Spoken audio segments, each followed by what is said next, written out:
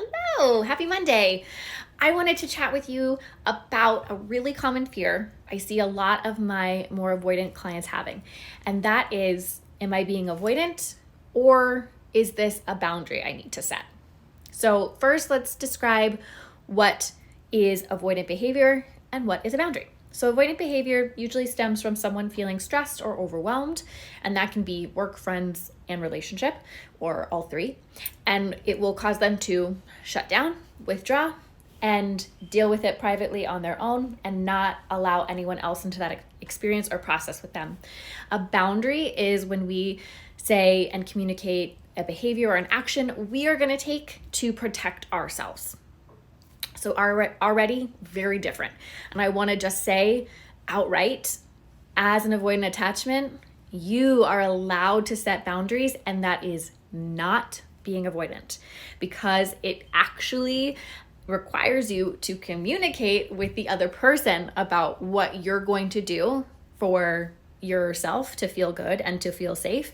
And that already doing so is not being avoidant, right? Because you're communicating. And when you're in that avoidant attachment, you're not going to communicate. So when you're dating, if you are running into situations and you're feeling really confused about whether or not you get to set a boundary, I have an exercise for you.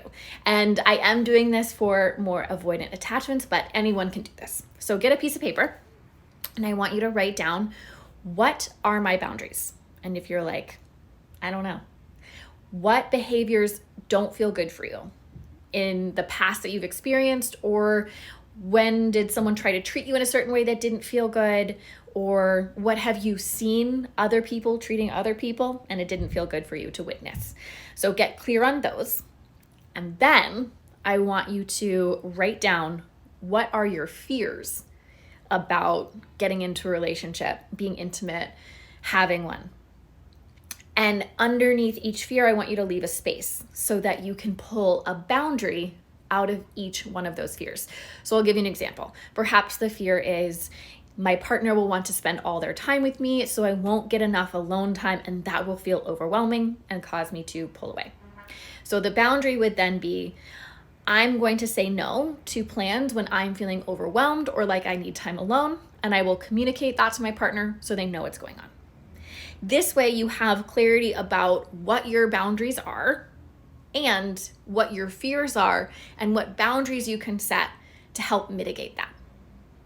If, for example, using that perfect boundary that you were going to set about saying no to plans, and that caused someone to, yell at you or not accept that or try to push you, then you could say, I need to set a stronger boundary and maybe evaluate if this relationship is good for me or not, right? So you, as a more avoidant attachment, get to use boundaries. That is not being avoidant. And the more clear you can get on what your boundaries are, the more you'll be able to communicate them and the easier it will feel to set them. And that is going to be so important. And then one last thing I also wanted to share about is I hear a lot of dating rhetoric talk about, you need to give everyone a second chance because you never know. And then we'll hear stories of, someone met their partner, they didn't like them, and then they gave them a second shot and everything shifted. And that can cause fear of, if I don't give a second chance, then I'm gonna miss out. And I find that incredibly problematic, because what that's having you do is disregard your intuition and instead go forward when something inside of you may be saying no. And I can see this a lot with avoidant clients too, when they're starting to work out of that avoidant attachment and they're worried that they're being avoidant by feeling intuitively that it's a no. So my advice is always to follow your intuition and listen to yourself above all else. So even if the guy is perfectly nice and you're just not feeling it, that's okay. Not everyone is for you, and they don't need to be for you.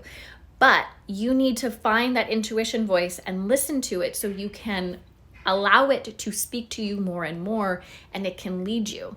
If you learn to disregard it, you're creating so much more work for yourself to go back in and develop that deep sense of trust. Because when you can deeply trust yourself, you can extend that out to the universe, and then this process becomes a lot easier. So I just want to say that too. You don't have to give someone a second shot. If your intuition is telling you no, listen to that above all else. Set boundaries. Listen to your intuition. You guys got this. Okay, an exciting thing coming up in February. We have another Coaches Magnetic Meetup. Woo! All about authentic codes.